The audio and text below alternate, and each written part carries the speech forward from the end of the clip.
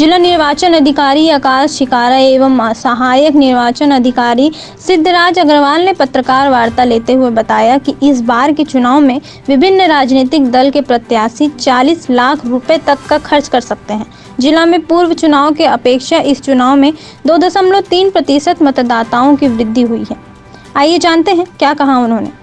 हमारा मतदाता सूची का अंतिम प्रकाशन किया गया 2 अगस्त 2023 से जो हमारा स्पेशल समरी रिवीजन शुरू हुआ था, उसके अंदर हमने लोगों का बृहद स्तर पे नाम जोड़ने का कार्य कराया, जिसका फलस्वरूप आप देख सकते हैं कि हमारे मतदाता सूची में जिले में 15,739 लोगों का नाम बढ़ा है। जो कुल संख्या हमारे मतदाताओं की थी और 4,54,000 के आसपास हमारे पास मतदाता हो गए हैं, दोनों विधानसभा, चौवन राजिम और 55 बिंद्रा नवागढ़ मिलाकर।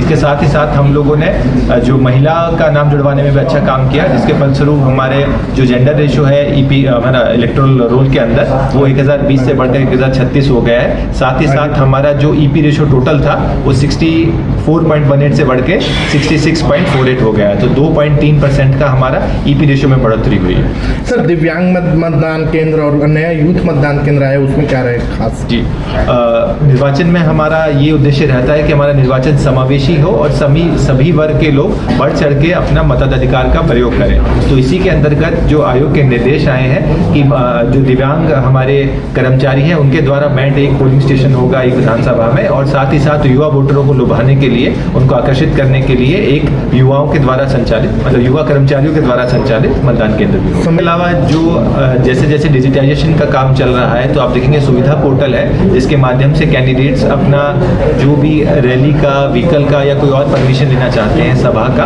वो उसका ऑनलाइन के माध्यम से अप्लाई कर सकते हैं। साथ ही साथ नॉमिनेशन की प्रक्रिया भी ऑनलाइन कर दी गई है, जिसमें आवेदक एक दिन पहले तक अपने सारे दस्तावेज अपलोड कर सकता है। इस बारी एक SMS करके पोर्टल भी चलाया गया है, जिसके माध्यम से बैंक्स जो है वो जो भी राशि का वितरण या राशि का ट्रांसफर करेंगे अपने बैंक से बैंक ब्रांच के लिए या बैंक से ATM के लिए कोई भी राशि का ट्रांसफर करेंगे, तो बैंकों के लिए, ताकि उनका MCC में जो राशि पकड़ने की कई बार खबर आती थी, उनको परेशानी होती थी, वो परेशानी ना हो, एक वो भी नया पोर्टल SMS करके लॉन्च किया गया है। सर, एक राजनीतिक दल को आपने क्या निर्देश दिए? राजनीतिक दल के साथ भी यही था, क्योंकि जो हमारे मान्यता प्राप्त राजनीतिक दल है उनको निःशुल्क हमारा मतदाता सूची प्रदान करने का एक प्रावधान रहता है।